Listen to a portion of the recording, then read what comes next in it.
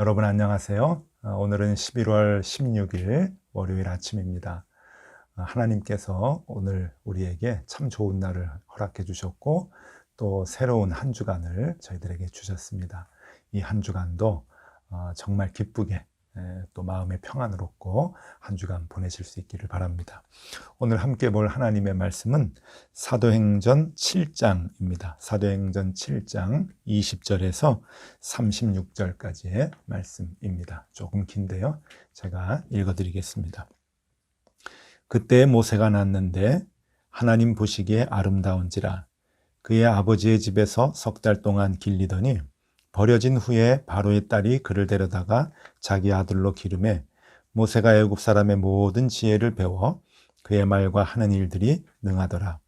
나이가 40이 되매 그 형제 이스라엘 자손을 돌볼 생각이 나더니 한 사람이 원통한 일 당함을 보고 보호하여 압제받는 자를 위하여 원수를 갚아 애굽 사람을 쳐 죽이니라. 그는 그의 형제들이 하나님께서 자기의 손을 통하여 구원해 주시는 것을 깨달으리라고 생각하였으나 그들이 깨닫지 못하더라. 이튿날 이스라엘 사람끼리 싸울 때에 모세가 와서 화해시키려고 하여 이르되 너희는 형제인데 어찌 서로 해치느냐 하니 그 동물을 해치는 사람이 모세를 밀어뜨려 이르되 누가 너를 관리와 재판장으로 우리 위에 세웠느냐 내가 어제는 애굽 사람을 죽임과 같이 또 나를 죽이려 하느냐 하니 모세가 이 말 때문에 도주하여 미디안 땅에서 나그네 되어 거기서 아들 둘을 낳으니라. 40년이 참에 천사가 시내산 광야 가시나무 떨기 불꽃 가운데서 그에게 보이거늘 모세가 그 광경을 보고 놀랍게 여겨 알아보려고 가까이 가니 주의 소리가 있어 나는 내 조상의 하나님 즉 아브라함과 이삭과 야곱의 하나님이라 하신대 모세가 무서워 감히 바라보지 못하더라. 주께서 이르시되 내 발의 신을 벗으라 내가 서 있는 곳은 거룩한 땅이니라. 내 백성이 애굽에서 괴로움 받음을 내가 확실히 보고 그 탄식하는 소리를 듣고 그들을 구원하려고 내려왔노니 이제 내가 너를 애굽으로 보내리라 하시니라. 그들의 말이 누가 너를 관리와 재판장으로 세웠느냐 하며 거절하던 그 모세를 하나님은 가시나무 떨기 가운데서 보이던 천사의 손으로 관리와 속량하는 자로서 보내셨으니 이 사람이 백성을 인도하여 나오게 하고 애굽과 홍해와 광야에서 40년간 기사와 표적을 행하였느니라. 아멘. 지금 이 본문의 내용은 스데반 집사의 설교의 부분입니다. 스데반 집사의 설교를 많은 사람들은 성경에 나오는 설교 중에 가장 긴 설교라고 얘기하고 있죠. 베드로 사도의 설교보다 훨씬 더 길고 그 내용이 방대합니다. 이 설교의 내용은 지난 토요일, 그러니까 그저께 본문에서부터 이제 시작이 됐고요. 또 내일 본문까지 이제 성경이 이어지는데, 첫 번째 부분은 이제 아브라함에 대한 설명을 하고 있었죠. 아브라함은 갈 바를 알지 못했지만 하나님께서 가라 하시는 그 명령을 듣고 그냥 믿음으로 순종했던 사람이다. 그 믿음이 우리에게 있어야 된다라고 하면서 아브라함이 그 믿음의 시작이다라고 하는 것을 이제 강조를 했습니다. 오늘 이 스데반의 설교에는 이제 두 번째로 이제 모세의 이야기가 나옵니다. 물론 이제 요셉의 이야기도 잠깐 나왔지만 이 모세의 이야기를 더 크게 이제 묘사하고 있는데 이 모세를 이야기하는 이유가 이제 있는 것이죠. 이 모세는 우리가 잘 알듯이 이제 물에서 건져냄을 받았다라고 하는 뜻의 이름을 갖고 있습니다. 바로의 딸이 나일강에서 이제 바구니에 쌓여 있는 아기를 이제 건져냈다라고 하는 그러한 그 의미에서 이름을 붙여줬던 것 같아요. 그러나 나중에 결국은 이스라엘 백성을 구원하는 사람으로서 이름값을 톡톡히 했던 지도자가 바로 이제 모세였죠. 이 모세에 대해서 스데반 집사가 얼마나 정확하게 이해를 하고 있는지 그것을 예루살렘 공의회의 지도자들에게 그 앞에서 이제 변론을 할 때, 설교를 할 때 모두가 다 깜짝 놀라는 그러한 그 내용들을 지금 얘기하고 있습니다. 이 스데반 집사가 이 모세에 대한 이해, 이 본문의 말씀을 보면은 크게 이제 세 가지가 있는데 그 세 가지를 조금 살펴보도록 하겠습니다. 첫 번째로 이 스데반 집사님은 지금 모세를 이제 설명을 하면서 왕의 권세를 버린 자다. 그렇게 이제 설명을 하고 있습니다. 애굽이라고 하는 엄청난 국가의 왕자로서 그 왕의 권세를 갖고 있었는데 그것을 버렸던 사람이다. 라는 이제 설명이죠. 22절 말씀입니다. 모세가 애굽 사람의 모든 지혜를 배워 그의 말과 하는 일들이 능하더라. 이 왕궁에서 왕자로서의 이제 교육을 받아서 이 왕자로서의 위엄을 갖추고 또 이렇게 그 왕으로서의 그러한 그 훈련을 받고 있는 것을 이제 엿볼 수가 있습니다. 우리 성경에는 이제 모세의 그 성장 과정에 대해서 이제 잘 나와 있지는 않습니다만은 요세푸스라고 하는 그 유대인들의 그 역사 기술자, 그 역사학자의 그 이제 문서에 의하면 그의 기록에 의하면은 이 모세의 어린 시절의 이야기들이 이제 간간히 이제 나오는데 그 내용들이 이제 이렇습니다. 모세가 굉장히 귀여웠던 것 같습니다. 그래서 유모가 모세를 안고 다니면 사람들이 다 서가지고 아기를 봤다고 하는 그런 기록이 있어요.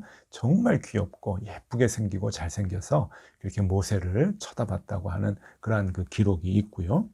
또 굉장히 영리했다고 하는 기록이 있습니다. 그래서 왕궁에서 다른 왕자들도 있고 또 많은 이제 그 귀족의 자녀들이 있는데 이렇게 공부를 하게 되면 또 뭘 하나 배우게 되면 가장 뛰어났고 가장 또 영리했다라고 하는 그 기록이 있어서 다른 사람들이 도무지 쫓아갈 수 없는 그러한 그 영특함으로 많은 학문을 이렇게 습득하고 배웠다라고 이제 나와 있습니다. 그러니까 그가 얼마나 촉망받았는지 이제 그것을 알 수가 있죠. 또 이제 이런 일화가 있어요. 이건 성경에 나와 있지 않은 일화이기 때문에 그냥 참고만 하면 좋겠다 싶은데 요세푸스 그 학자의 그 기록이니까 역사가의 기록이니까 어느 정도 좀 참고는 되리라 봅니다. 이 바로의 딸이 이제 그 모세가 그렇게 영특하게 이제 지혜롭게 잘 성장하는 것을 보고 어렸을 때 이제 왕 앞에 이제 나아가서 아버지에게 이렇게 얘기를 했다 그래요. 이 모세에게 왕세자를 삼아달라. 이제 그러니까 이제 이 왕이 바로 왕이 이 모세가 정말 영특하고 참 뛰어난 것을 잘 알고 있는 터라 그래 내가 너에게 그럼 왕위를 물려주지. 그러고서는 기분이 좋아서 자기가 쓰고 있었던 왕관을 이 아이 모세에게 씌워줬다고 그래요. 근데 이 모세가 그것을 쓰더니만 그냥 벗어놓고 냅다 집어던졌다 그럽니다. 그 자리에 있었던 그 애굽의 그 술객 이제 박수들이 그러니까 신하들이죠. 신하 중에 한 사람이 이렇게 왕에게 걱정을 하면서 얘기했답니다. 이 아이에게 왕위를 물려주게 되면 이 애굽에 큰 재앙이 있을 것이다 라고 하는 이야기를 했다 그래요. 그랬더니 이 바로의 딸이 이 모세를 감싸 안고서는 저 사람의 얘기를 귀담아 듣지 말아라. 그러고서는 모세를 안고 갔다고 이제 그러한 그 기록이 이제 나와 있습니다. 사실인지 아닌지는 모르지만 얼마나 이 모세가 왕궁에서 아주 총명하게 그렇게 많은 사람들의 관심을 받으며 컸는가라고 하는 것을 간접적으로 그렇게 엿볼 수가 있죠.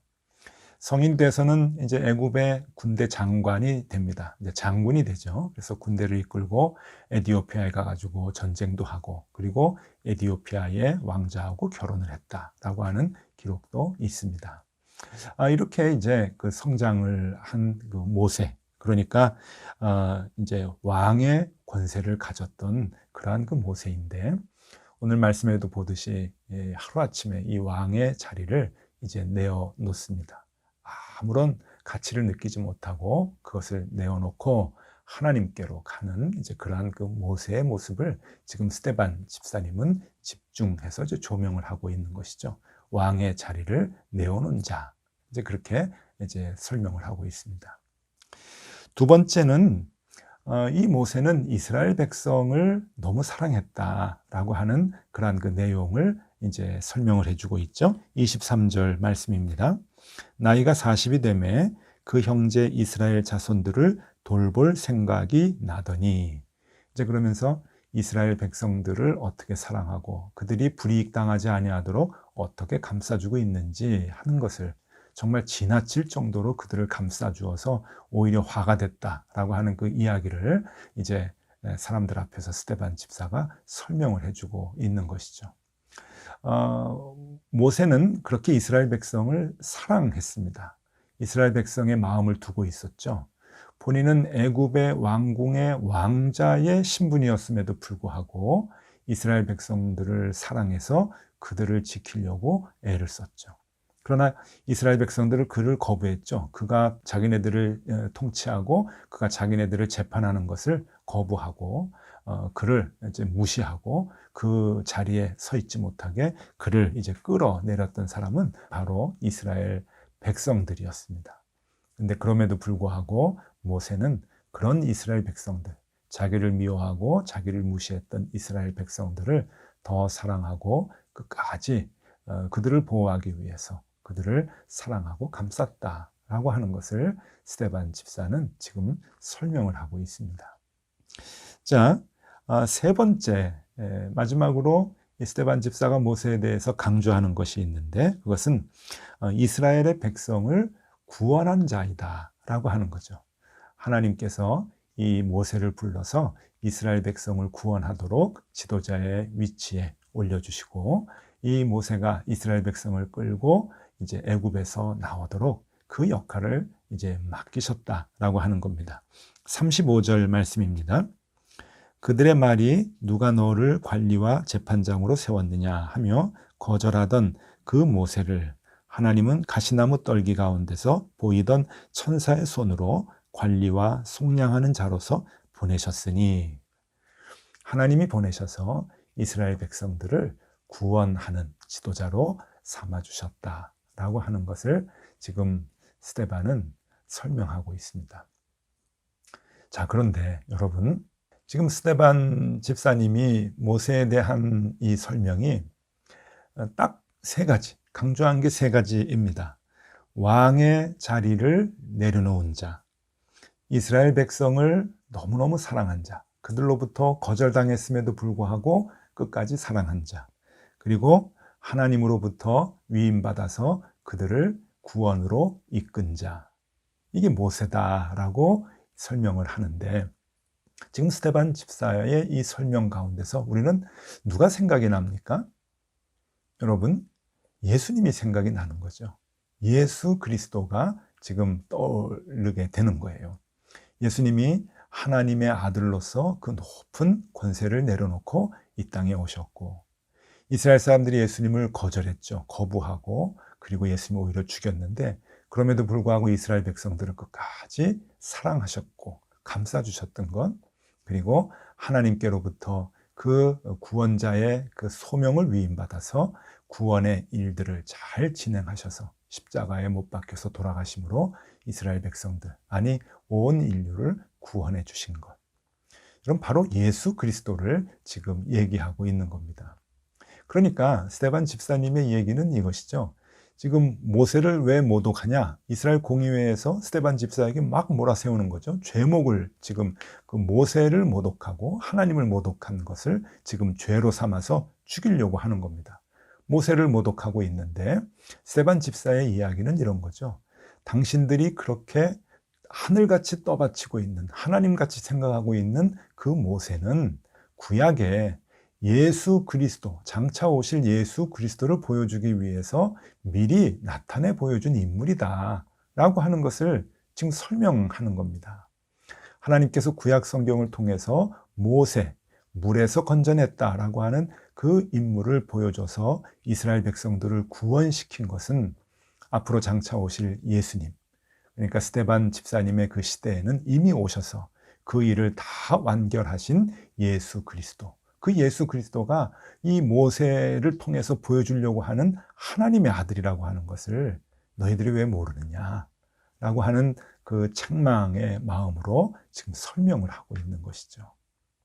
그러니까 이 스데반 집사님의 이 모세에 대한 이해, 구약 성경에 대한 이해는 아주 정확했다라고 하는 겁니다.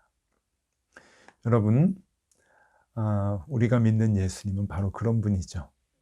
모세와 예수님은 같은 부분이 많습니다.